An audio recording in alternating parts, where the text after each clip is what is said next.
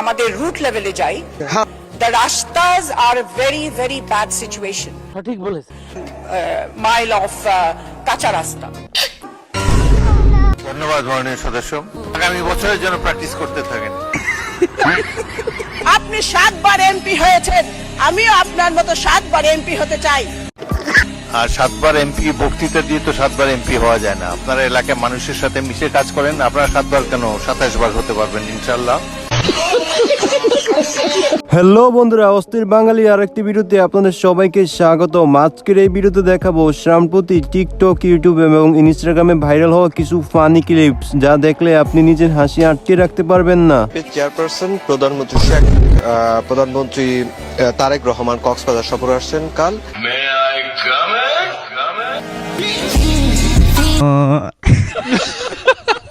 ভিডিওর শুরুতে রয়েছে বাংলাদেশের স্বরাষ্ট্রমন্ত্রী সালাউদ্দিনের সেই ভাইরাল বক্তব্য।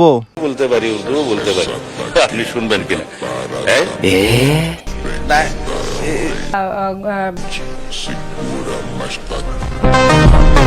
আপনারা এই সময়ে, এই রাত্রে 9টার সময় শের শায়েরি নাই শুনলেই ভালো। অতিরিক্ত চাপাবাজি করতে গেলে যা হয় আর কি।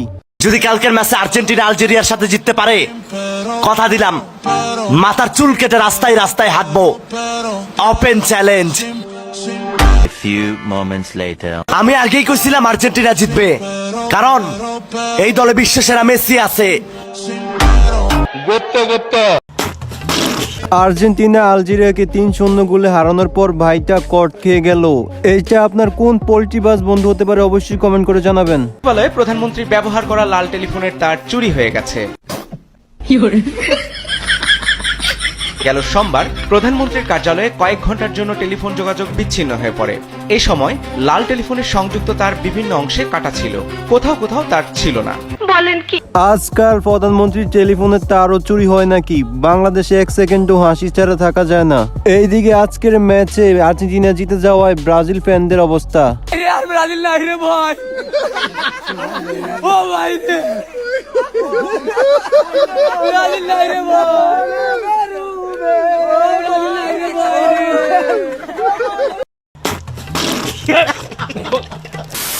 এইটা আপনার কোন বাইকার বন্ধু হতে পারে, অবশ্যই কমেন্ট করে জানাবেন।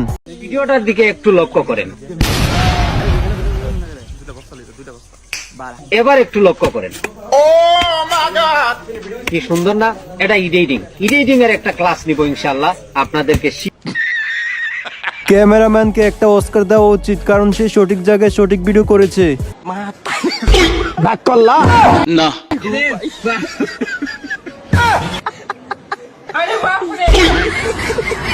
তো যাই হোক গাইস, কাজটা যেই করছে কাজটা ঠিক করে নাই। রাগ করলা?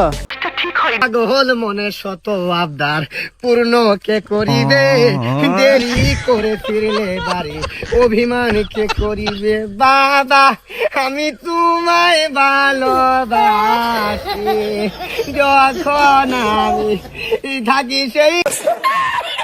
শরবত বানানোর নিনজা টেকনিক শিখে নিন, কোনো গ্লাস ছাড়াই আপনি শরবত বানাতে পারবেন। তো যাই হোক গাইস, আজকের এই ভিডিওটা এই পর্যন্ত ছিল। সবাই ভালো থাকবেন, সুস্থ থাকবেন। আসসালামু আলাইকুম।